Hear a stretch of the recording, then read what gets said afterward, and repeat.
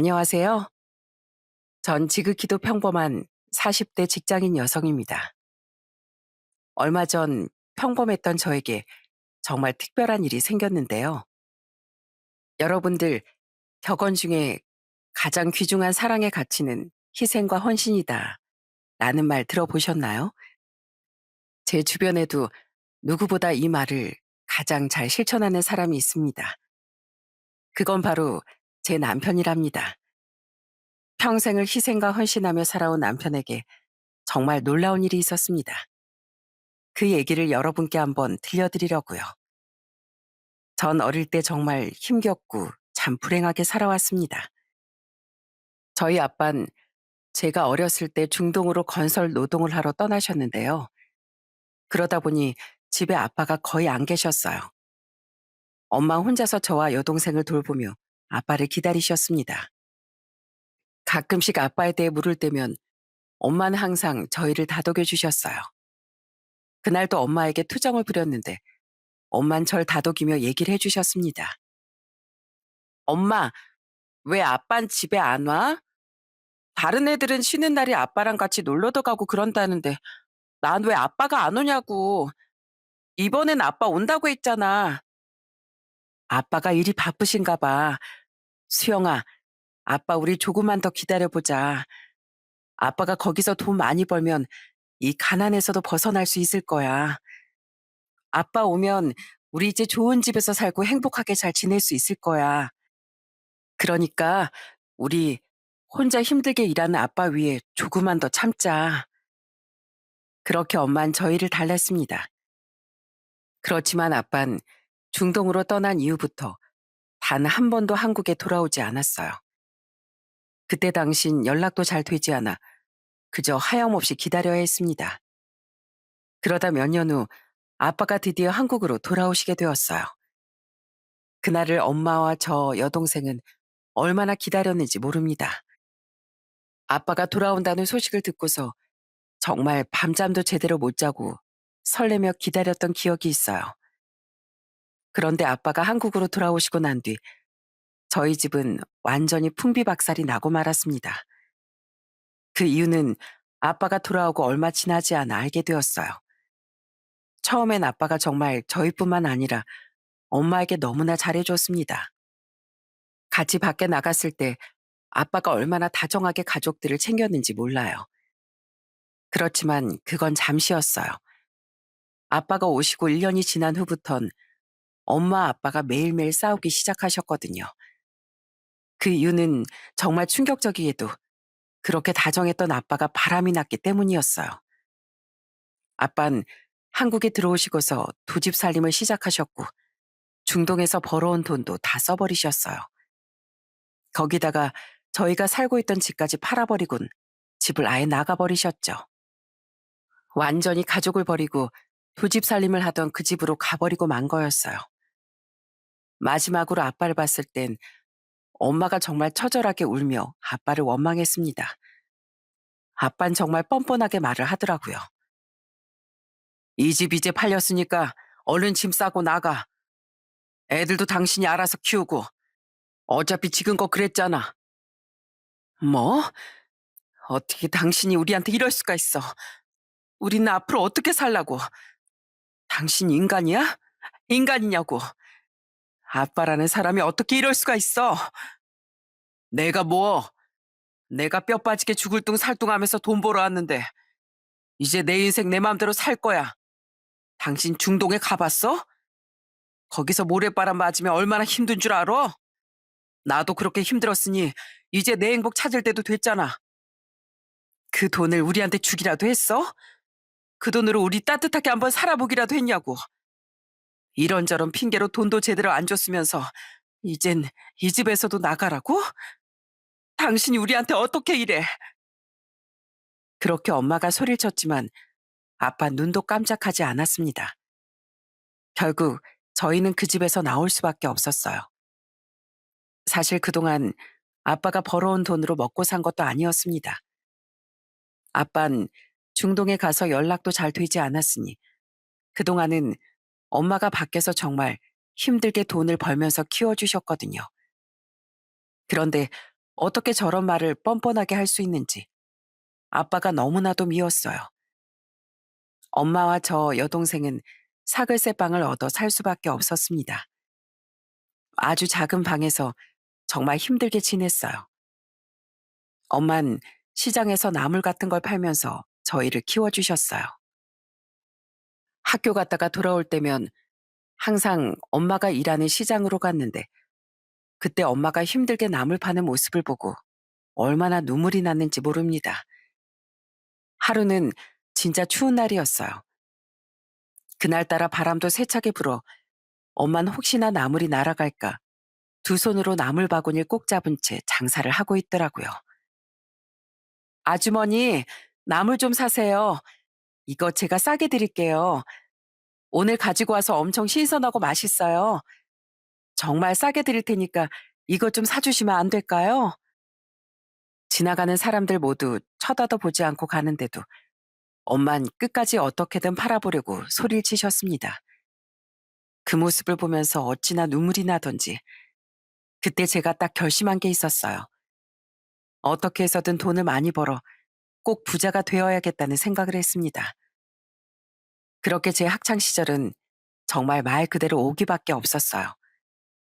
다른 친구들은 부모님과 친구들과 놀고 신나게 지내며 이 시간이 천천히 가길 바랄 때 전 빨리 어른이 되기만을 바랬습니다. 그리고 전 20살이 되자마자 공장으로 들어가 일을 하게 되었어요.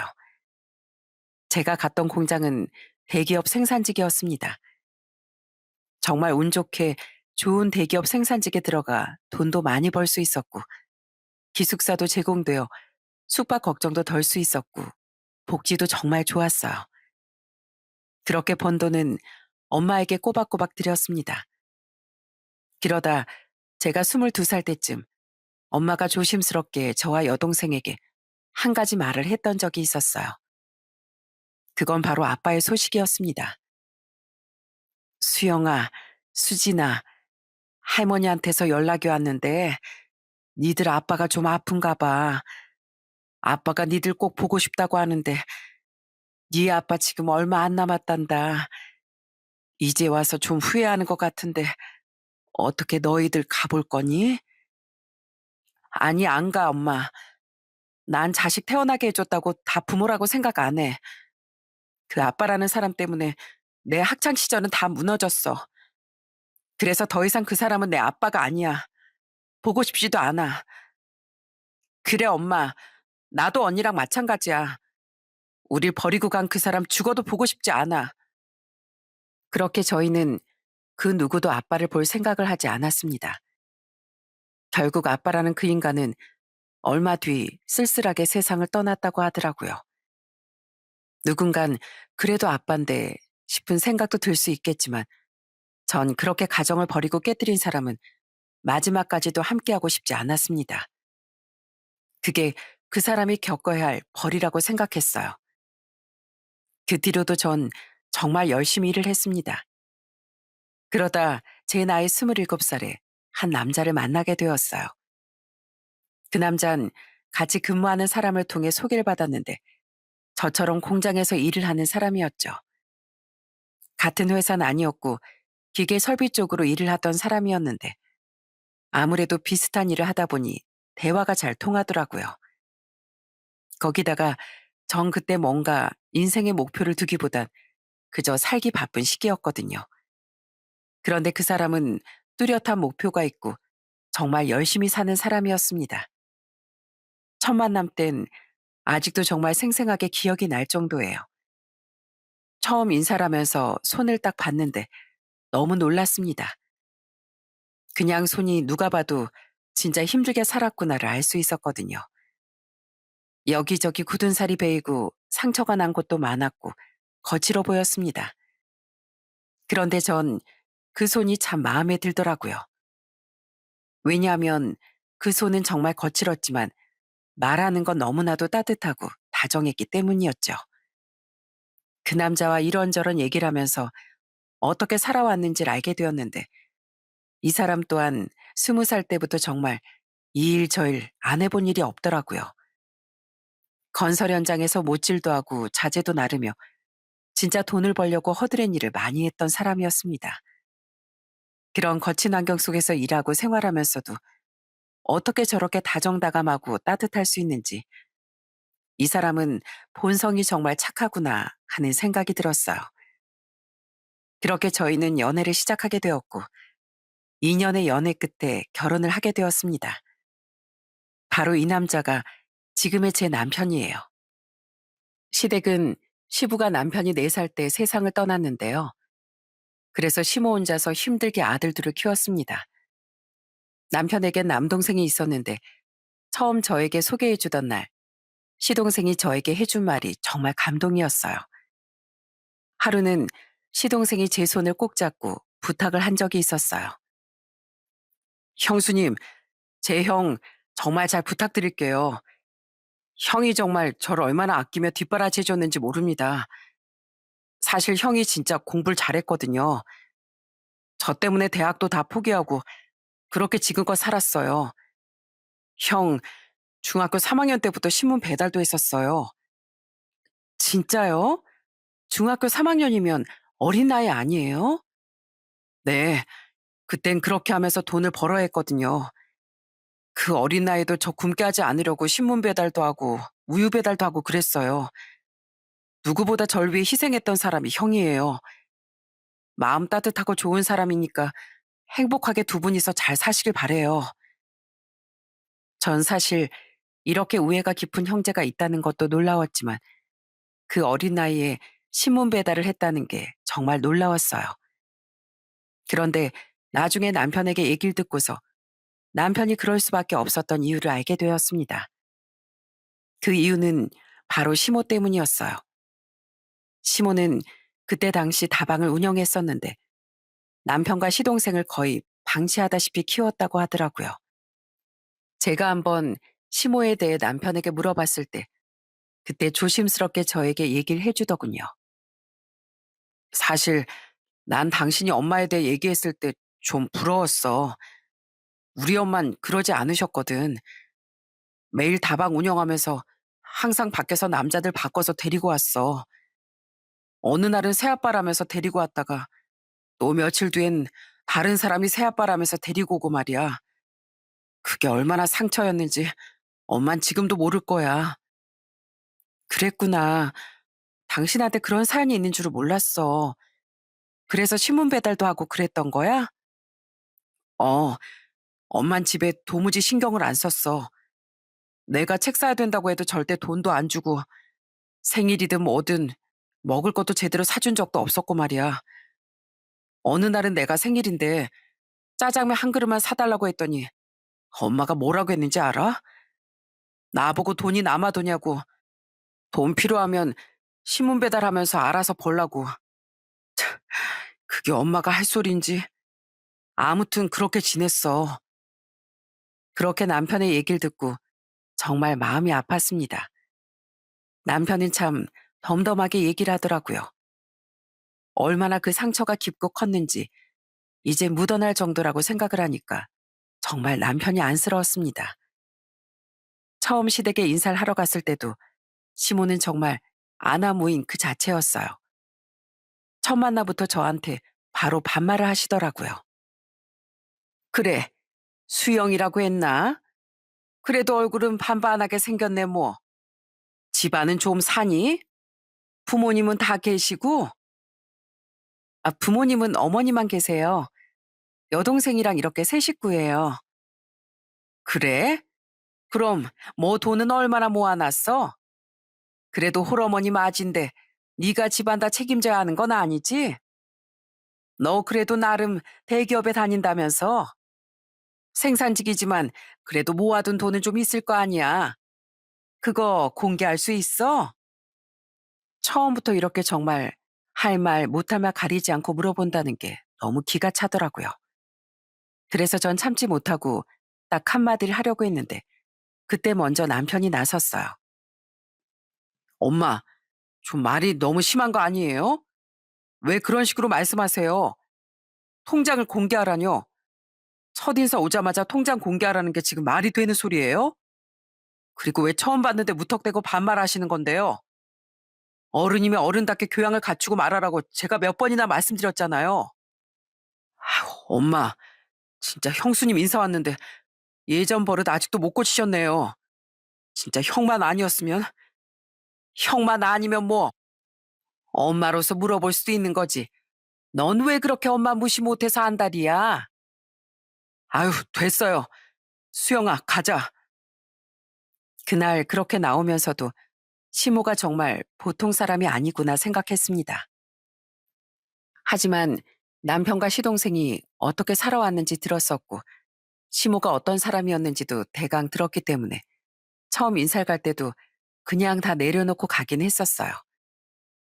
어차피 제가 시모라는 여자와 같이 살 것도 아니고 남편도 그동안 계속 왕래를 많이 했던 것도 아니라고 했으니 그저 남편과 시동생을 보고 전 결혼을 하게 되었습니다.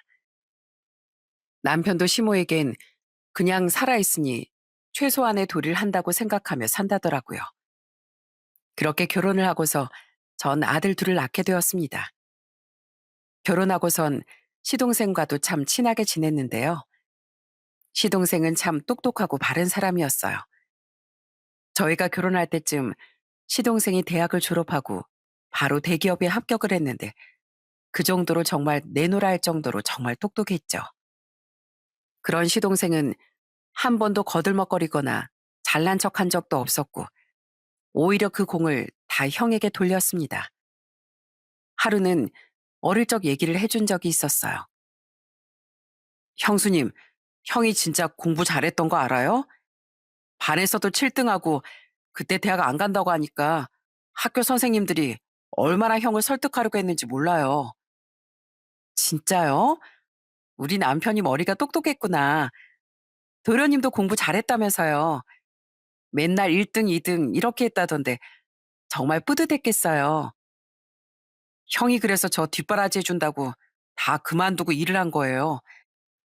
제가 이렇게 잘 살 수 있었던 것도 다 형 덕분이죠. 등록금도 다 내주고 책값도 내주고 대학교 때 방도 얻어주고 저한텐 형이 부모나 다름없어요. 전 형 없었으면 지금 직장도 못 다녔을 거예요. 다 형 덕분이에요. 형은 저 때문에 다 포기했고요. 그래서 저 형한테 진짜 잘하려고요. 형수님한테도요. 그렇게 눈물을 흘리며 얘기하는 시동생을 보면서 참 형제가 힘든 환경 속에서도 잘 자랐구나 하는 생각이 들었습니다. 시모는 이 착한 형제가 자라면서 단 한 번도 학교에 온 적도 없고 심지어 학년이나 반도 아예 몰랐다고 하더라고요.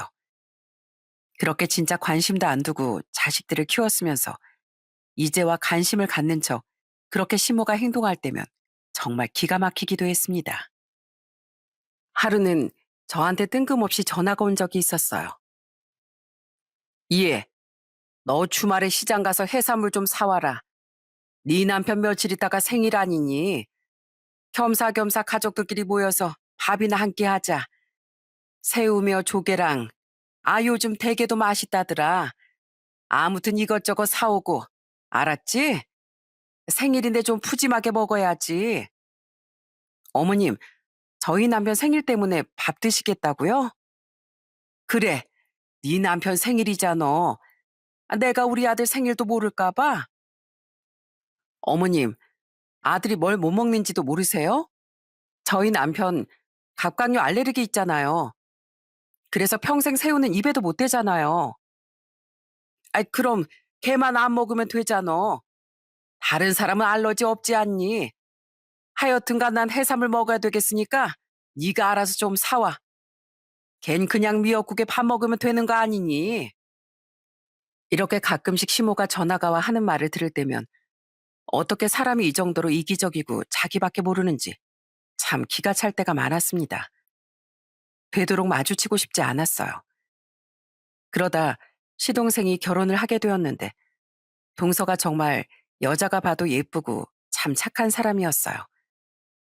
동서네 집안은 좀 잘 살았는데 그러다 보니 시모는 동서에겐 크게 못되게 하진 않았어요. 그런데 동서가 워낙 사람이 좋아서 잘해주다 보니 시모는 아무래도 자기 곁에 사람이 없어서 그런지 자꾸만 동서를 불러내고 만나자고 하기도 했습니다. 그래서 한 번은 동서가 저한테 한풀이를 한 적도 있었어요. 형님, 저 진짜 어머님 때문에 너무 힘들어요. 왜 자꾸 할 말도 없는데 만나자고 하는지. 만나면 자꾸 사람들 욕만 하고 뒷담화하고. 그거 들어주는 것도 고역인데 왜 자꾸 그러는지 모르겠어요. 제가 거절해도 자꾸 만나자고 하고. 형님, 어떻게 해요? 동서가 고생이다. 서방님한테 얘기라도 한번 해보지 그래. 이미 얘기했어요. 남편도 어머님한테 연락해서 자꾸 그러지 말라고 하고 그러는데도 아예 듣질 않으시는 것 같아요. 저도 안 된다, 시간 없다고 하는데 집에까지 찾아오시고 이거저거 다 사달라고만 하시고. 너무 스트레스예요, 스트레스. 형님이랑 보는 건 이렇게 좋은데 저 그냥 형님 뒤만 쫓아다니면 안 돼요? 어머님한테 형님이랑 같이 있다고 못 본다고 하고 그럴래요. 그렇게 동서는 절 정말 잘 따르고 좋아했어요. 특히나 시모는 잘 사는 동서를 참 좋아했는데 동서가 처음엔 시어머니니 그래도 이것저것 챙겨줬기 때문에 그걸 바래서 더 동서랑 가까이 하고 싶어 했거든요. 반면에 전 친정도 어렵고 저희도 힘들게 살았기 때문에 그러다 보니 유독 동서가 저랑 있다고 하면 시모는 질투심인지 뭔지 엄청 고가워할 때가 많았어요.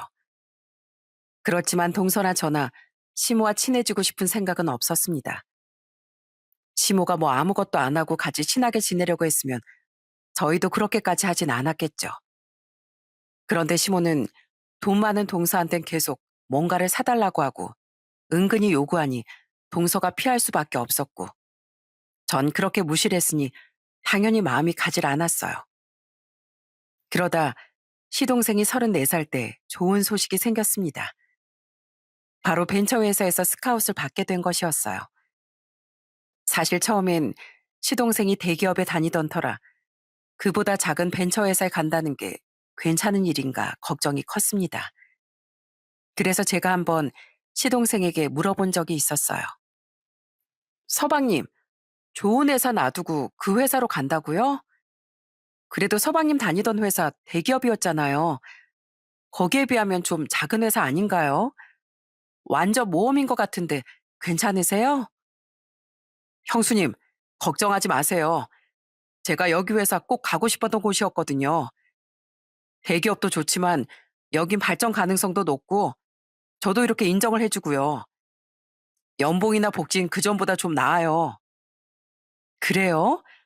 그렇다면 다행이지만 전 좀 걱정이 돼서요. 형수님 마음 이해해요. 그래도 전 이렇게 한 자리만 있으면 뭔가 익숙해질 것 같아서요. 새로운 걸 도전해보고 싶었어요. 그래야 저도 발전하죠. 저는 시동생의 말에 정말 큰 감동을 했습니다. 여러분들도 아시겠지만 솔직히 안정적으로 일하던 곳에서 이렇게 도전을 한다는 게 쉽지 않은 선택이기도 하잖아요. 그런 선택을 과감하게 했다는 것이 정말 대단하고 놀라웠어요. 거기다 옆에서 묵묵히 응원해주는 동서도 너무 멋있게 보였습니다. 저희 부부와 시동생 부부는 정말 친하게 지냈는데요. 같이 여행도 많이 가고 밥도 같이 자주 먹기도 하고 육아도 같이 하곤 했습니다. 동선 아이를 낳고 나서 정말 산후 우울증이 심하게 왔던 적이 있었어요. 정말 생기발랄했던 동서가 아무 표정 없이 멍하니 소파에만 앉아있는 모습을 보니까 정말 마음이 아프더라고요. 그래서 동서가 낳기 전까지 제가 매일같이 가서 집안일도 해주고 밥도 해주고 말동무도 해줬었거든요. 처음엔 동서가 그래도 말도 별로 안 하고 늘 슬픈 표정이었는데 그래도 차츰 좋아지기 시작하더군요. 그러다 어느 날은 제 손을 꼭 잡고 말하더라고요. 동서, 이것 좀 마셔봐. 내가 이거 직접 담근 거야. 유자차 동서 좋아하지? 달달하니까 얼른 마셔봐. 따뜻하게 마시면 몸도 따뜻해지고 좋을 거야. 이거 마시고 잠 한숨 자. 이따가 우리 산책 갈까? 형님, 감사해요. 솔직히 전 형제도 없고 부모님도 바쁘시고 그래서 더 외롭고 힘들었는데 형님 덕분에 제가 이렇게 좋아지는 것 같아요. 형님, 진짜 고마워요. 에이, 뭘 이 정도 가지고. 동서가 건강해져야 우리 밖에 놀러도 가고 그러지. 나 동서랑 같이 놀러 다닐 때가 제일 재밌다니까. 형님, 바쁠 텐데 형님 일 끝나고서도 저희 집을 이렇게 챙겨주시고 너무 감사해요. 남편이 어제 그러더라고요. 형님이 저 좋아하는 음식 매일매일 물어본다면서요. 제철 음식 해준다고 시장도 가시고 형님 마음만큼 저도 더 노력할게요. 그렇게 정말 힘들어했던 동서도 다행히 금방 밝아지고 좋아졌습니다. 전 제 친여동생 생각도 나고 그래서 더 잘해줬거든요. 그게 아마 동서한텐 큰 감동이었던 것 같아요. 시동생도 저에게 너무나도 고마워했어요. 그렇게 동서와는 진짜 친자매처럼 정말 친하게 지냈습니다. 그러다 시간이 얼마나 지났을까? 남편이 40대 초반이었을 때 저희 집안에 큰 사건이 벌어지고 말았어요. 그날은 남편이 아침부터 몸살 기운이 있어서 컨디션이 너무 좋지 않은 날이었어요. 저는 출근하는 남편이 너무 걱정돼 불러 얘기를 했습니다. 여보, 오늘 내가 보기엔 당신 몸이 많이 안 좋은 것 같은데 그냥 회사에 얘기하고 좀 쉬는 게 어때? 이런 몸으로 어떻게 일을 해? 그러다가 큰일 난다니까? 나도 그러고 싶은데 지금 직원 한 명이 그만둬가지고 내가 없으면 기계 돌릴 사람이 부족해서 그래. 어떻게 해서든지 사람 구하기 전까진 쉬지 않고 일해야 될 것 같아. 그리고 여보, 나 베테랑이야, 베테랑. 이쪽에서 일한 지가 얼마나 됐는데. 알잖아. 나 능력남이니까 걱정하지 마세요. 알았어. 그럼 밥 꼭 챙겨 먹고 약도 꼭 챙겨 먹어야 돼. 네, 알겠습니다, 마님. 전 가보겠습니다.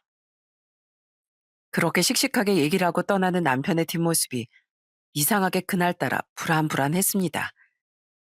그런데 남편이 출근하고 한 3시간 정도 지났을 무렵 전 한 통의 전화를 받게 되었어요. 그 전화는 남편 회사에서 온 전화였어요. 전 그 전화를 받고 그 자리에서 그대로 주저앉고 말았습니다. 바로 남편의 사고 소식이었어요.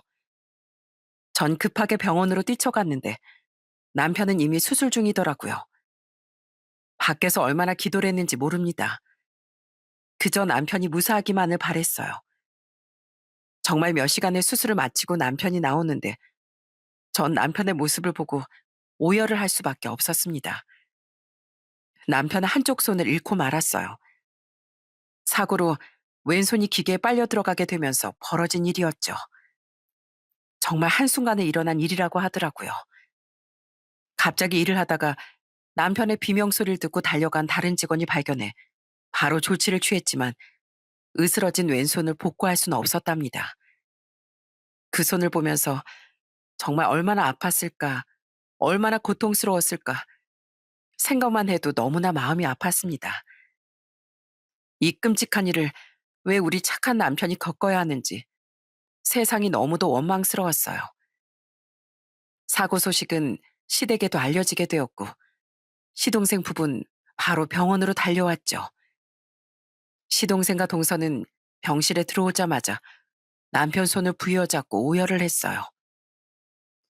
형, 이 손이 어떤 손인데 이 손으로 날 키워주고 학교도 보내주고 등록금도 내주고 날 이렇게 키워준 손인데 어떻게 이런 일이 있어, 형.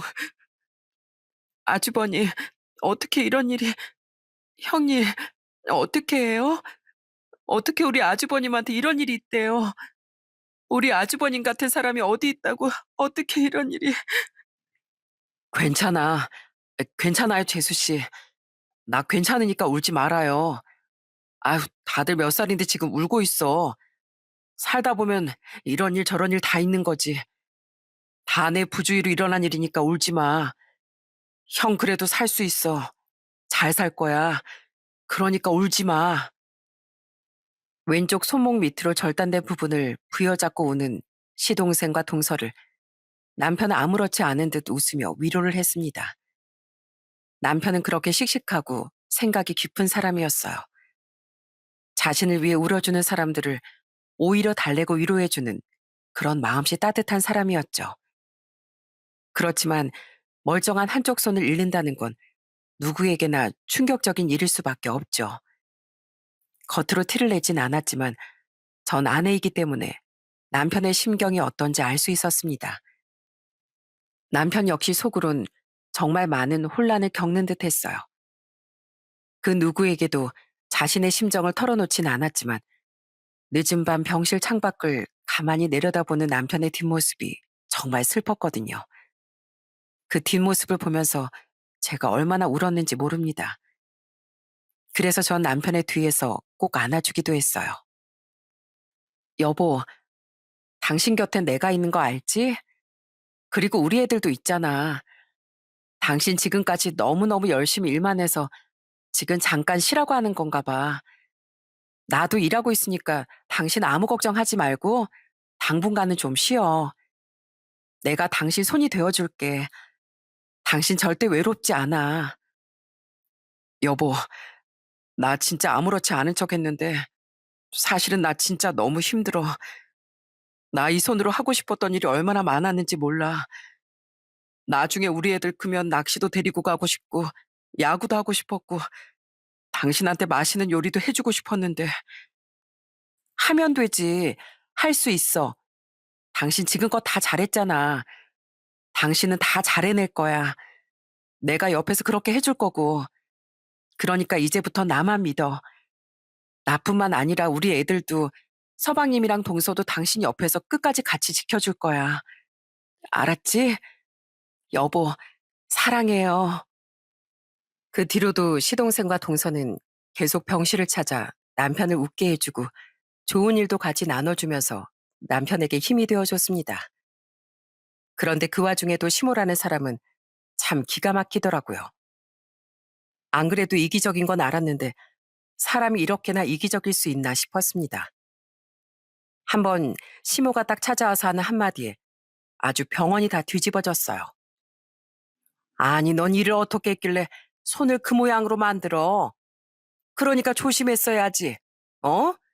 칠칠치 못하게 참. 엄마, 형한테 왜 그래요? 말 좀 가려서 하세요. 아니, 나도 속상해서 그러지. 그나저나 너희 밥은 먹었니? 밥이나 먹으러 가자. 배고프네. 어머님, 정말 지금 입원한 지 3일 만에 오셔가지고선 그런 말이 나오세요? 아니, 그럼 밥도 안 먹어? 먹고 살아야 될 거 아니야. 배가 고픈데 뭐 앉아서 울고불고 그러리? 진짜 해도 해도 너무하시네요. 지금 큰아들이 더 이상 왼손도 쓰지 못하고 왼손잡이라 앞으로 밥도 제대로 못 먹을 거고 얼마나 힘들까 이런 생각은 안 드세요? 위로 한마디라도 해주셔야죠. 엄마로서 그래도 걱정은 하셔야 되는 거 아니에요? 어떻게 그 모양으로 사세요? 네? 가세요. 당장 가시라고요. 배고프시면 혼자 나가서 드세요. 어머머, 참나? 나 알아, 놔. 내가 알아서 갈 테니까 안 온 것도 아니고 와서 걱정해 준 건데 왜 나한테 그러니? 참, 제가 잘못해서 손 잘려놓고선 왜 나한테 성질이야? 정말 끝까지 기가 막혔습니다. 전 너무나 마음이 아프고 진짜 속이 뭉그러지더라고요. 어떻게 엄마라는 사람이 저런 말을 할 수가 있는지 너무 이해가 되지 않았어요. 그래도 남편은 그 후로 어떻게든 재기하려고 무단히도 노력을 했습니다. 다행히 공장에서 산재 처리가 되어 병원비나 후유 장애비 등 보상을 받을 수 있었어요. 그래서 당분간 남편은 좀 쉬면서 재취업을 하려고 했습니다. 그런데 우리나라 현실은 정말 냉정하더군요. 진짜 취업을 하기가 너무나도 쉽지 않았어요. 여기저기 회사에 남편이 지원을 해봤는데 도통 연락이 안 왔습니다. 이런 일들이 많아지면서 사실 남편이 좀 기운도 많이 없어지고 자신감도 떨어지는 듯 했어요. 그럴 때마다 남편에게 힘이 되어준 사람이 있었습니다. 그건 바로 저희 아이들이었어요. 남편이 왼손잡이다 보니 왼손이 없어져서 밥을 먹기가 좀 힘들어 했거든요. 하루는 그런 남편을 가만히 보던 애들이 남편 밥 위에 반찬 하나씩 올려주더라고요. 아빠, 이거 드세요. 제가 옆에서 반찬 올려드릴게요. 다음에 뭐 집어드릴까요? 김치 올려드릴까요? 아빠, 걱정하지 마세요. 앞으로 아빠 반찬은 내가 올려줄게요. 아, 형, 나도 할 거야, 나도. 아빠, 나도 올려줄게요. 그래, 그래. 내가 너희들 때문에 산다, 살아. 그렇게 저희 가족들은 서로를 생각하며 더욱 똘똘 뭉쳐 이 위기를 극복하려고 노력했습니다. 그 덕에 남편도 주저앉지 않고 점점 더 기운을 차리기 시작했어요. 사실 시모와는 이후에도 참 사이가 좋진 않았습니다. 남편 사고 후론 더 자주 안 봤지만 명절엔 진짜 어쩔 수 없이 만났거든요. 그래도 남편 하나밖에 없는 부모니 인사드려야 되겠다 싶어서 만났는데 그럴 때마다 어찌나 제 속을 긁는지 아무리 정을 주려고 해도 정이 안 가는 사람이었어요. 하루는 제 얼굴을 지적하기도 했습니다.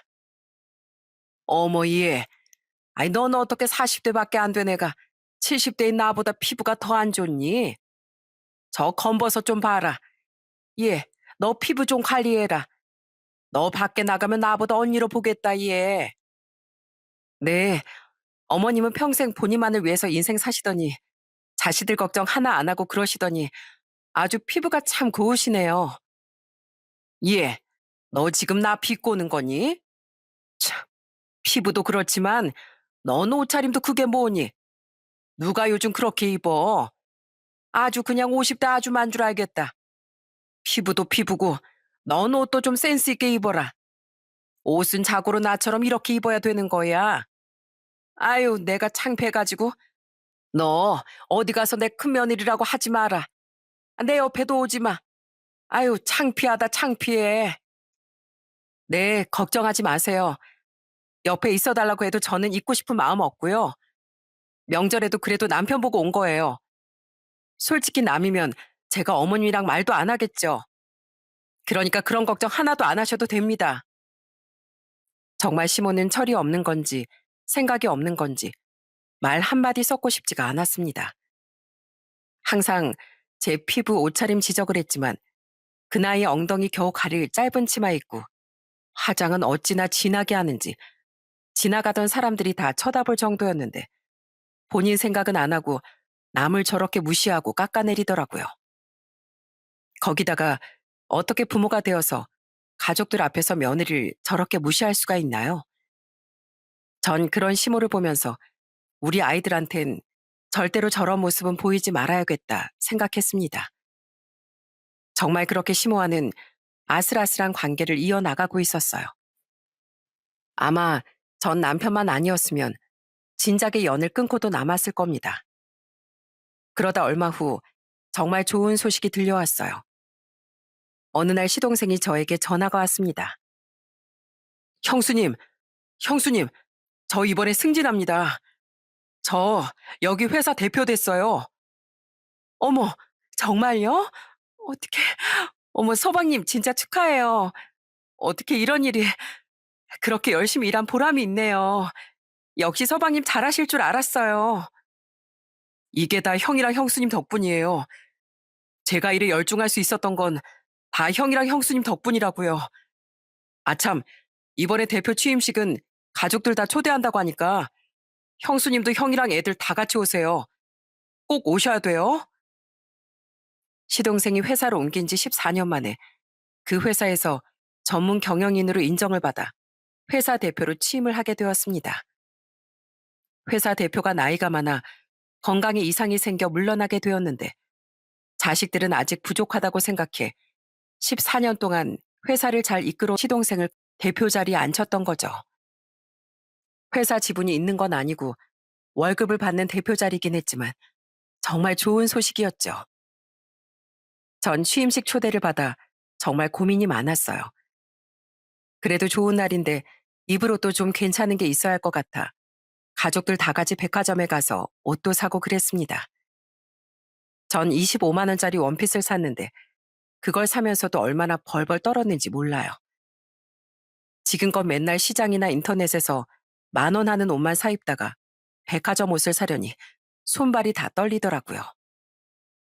그래도 우리 시동생을 생각해서 정말 멋지게 하고 가야 되겠다는 생각으로 과감하게 질렀습니다. 그렇게 떨리는 취임식 디데이 전날이었어요. 갑자기 시모에게서 전화가 오더라고요. 네, 무슨 일이세요? 넌 내가 전화를 했는데 어머님 소리도 안 하니? 그나저나 너 내일 올 거니?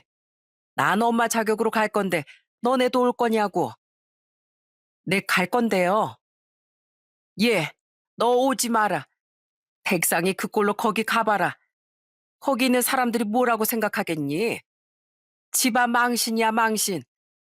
우리 둘째 아들 얼굴에 먹칠하지 말고 백상이한텐 그냥 집에 있으라고 그래. 그리고 너도 올 생각하지 말고 넌 딱 봐도 촌스럽게 생겨가지고 또 그 이상한 옷조관이나 입고 올 거 아니야. 어딜 오려고 그래. 너도 오지 마. 넌 그냥 네 남편 옆에 서 있어. 물 흐리지 말고. 알았지? 그렇게 알고 난 끊는다. 전 시모의 말을 듣고 진짜 기가 찼습니다. 제가 뭐라고 한마디 할 걸 알았는지 시모는 자기 할 말만 하고 끊어버리더라고요.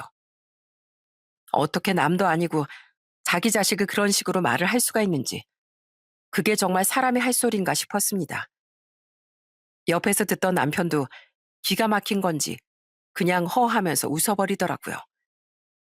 그 웃음엔 정말 많은 의미가 있었습니다. 시모는 그날 그 말 한마디가 얼마나 큰 실수였는지 아마 몰랐을 거예요. 그렇게 취임식 당일날 저희는 사실 시모의 말은 그다지 신경 쓰지 않았어요. 전날에 동서와 통화하면서 시모가 오지 말라고 했다는 말을 전했더니 동서는 기가 막혀하며 오히려 저와 남편이 꼭 와야 한다고 신신당부를 하더라고요. 그렇게 취임식에 갔더니만 저 멀리 있었던 시모가 아주 깜짝 놀라 다가와서 말을 했습니다. 예, 너 오지 말라니까 여길 왜 와? 지금 정말 창피하게? 아유, 얼른 가라, 가. 왜 여길 오고 난리야? 어머님, 제가 불렀어요. 왜 어머님이 취임식에 오라 마라 하시는 건데요? 어머님이 왜 그렇게 말씀하시는 거예요? 저흰 하나도 창피하지 않아요. 오히려 형님이랑 아주버님 이렇게 와주시는 것만으로도 저희는 영광이에요, 영광. 누구보다 기다리던 사람인데 왜 어머님이 자식한테 그렇게 하세요? 전 어머님한테 창피하니까 오지 말라고 하려다가 그래도 꾹 참았어요. 제발 여기 계속 있고 싶으시면 그냥 조용히 앉아있다 가세요. 뭐? 조용히 앉아있다 가라고? 너 대체 나한테 왜 그러니? 나 그래도 네 시애미야. 시애미한테 그렇게 말 함부로 해도 되는 거야? 그것도 다 시애미 나름이죠. 그렇게 동서가 얘기를 하니 시모는 더 이상 말은 하지 않고 조용히 자리에 앉더라고요. 저희도 역시 자리에 앉아 취임식을 보게 되었습니다. 그러다 저는 남편에게 전날 갑자기 왜 웃었는지 물어보게 되었어요. 여보, 근데 어제 어머님이랑 통화 끝나고 왜 갑자기 피식 웃었어? 아, 아니야. 그냥 더 이상 못 참겠어서. 처음에 무슨 뜻인지 잘 몰랐습니다. 나중에 남편의 뜻을 알고서 정말 기겁을 했어요. 그렇게 취임식이 열리고 밝은 분위기 속에서 행사가 진행되었죠. 규모가 그렇게 큰 회사는 아니었지만 자본금도 안정적이고 탄탄한 회사라고 들었어요. 그런 회사에 시동생이 대표가 된다는 게 정말 뿌듯했습니다. 그렇게 시동생이 취임사라고서 취임식이 끝나는 줄 알았습니다. 그때 시동생이 다시 마이크를 잡고 뜻밖의 말을 시작했어요. 이렇게 취임식에 와주신 분들에게 정말 감사드립니다. 마지막으로 제가 예정에 없던 순서지만 정말 꼭 감사의 말씀을 전하고 싶은 분들이 있습니다. 그분들은 바로 제 형과 형수님이세요. 제가 이렇게 올라오기까지 누구보다 헌신적으로 절 지지해주고 응원해주신 분들입니다. 제 형은 모든 걸 포기하고 제 인생을 위해서 살았고, 제 형수님은 바쁜 절 위해 제 아내와 아이를 챙겨주시며 절 지지해주셨어요. 이 두 분이 아니셨다면 제가 이 자리에 올라오지 못했을 겁니다. 두 분의 희생과 헌신 덕분에 전 이 자리에 설 수 있었습니다. 그 누구보다 저를 아껴주시고 사랑해주시고 응원해주신 두 분께 정말 감사드리고 또 감사드립니다. 그렇게 시동생은 단상에서 저희를 향해 90도로 인사를 하더군요. 그러자 동서가 박수를 쳤어요. 여러분들도 아시겠지만 보통 누군가 한 사람이 박수를 치면 다 같이 박수를 치게 되지 않나요? 동서가 울면서 일어나 박수를 치니 그 자리에 있던 사람들도 모두 다 일어나 저희를 보며 박수를 쳐주었어요. 그때 남편은 정말 오열하며 울고 있더라고요. 저도 역시 눈물이 나오더군요. 이렇게 모든 사람들의 기립박수를 받고 나니 너무나 감동스러웠습니다. 시동생은 단상에서 내려오며 바로 저희에게 와 또다시 감사 인사를 전했죠. 형수님, 고맙습니다. 형, 너무 고마워. 이렇게 된 거 나 혼자 이런 거 아니야. 다 형이랑 형수님 덕분이지. 나 이 은혜 잊지 않을게. 꼭 형이랑 형수님께 꼭 갚을게. 정말 고마워. 너무도 감동스러운 순간이었어요. 평생을 희생한 형과 그리고 그 희생을 잊지 않고 감사하는 아우의 모습은 감동 그 자체였습니다. 그리고 그 순간 누구보다 혼자 쓸쓸히 외롭게 앉아있는 사람이 있었어요. 그건 바로 시모였습니다. 시모는 그때 입이 아주 쭉 나와 있더라고요.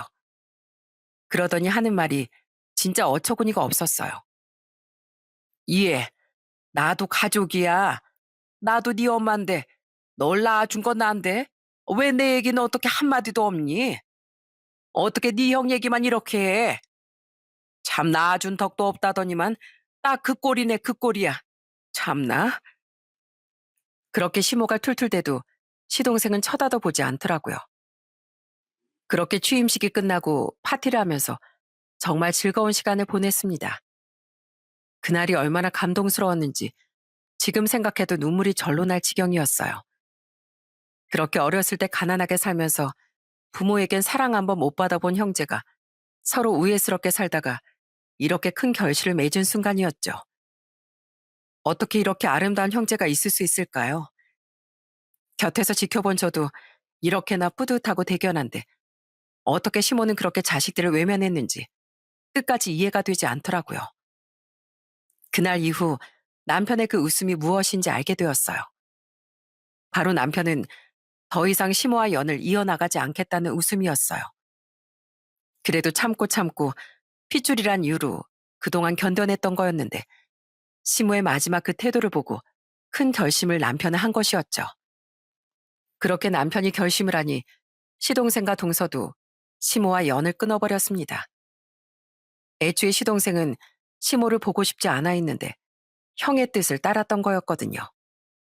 그런데 형이 엄마를 끊었으니 더 이상 자신도 볼 이유가 없어졌던 거였습니다.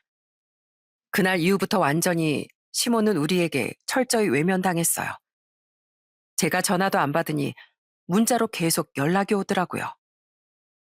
큰애야, 너 진짜 내 전화 안 받을 거니? 우리 이제 안 볼 거야?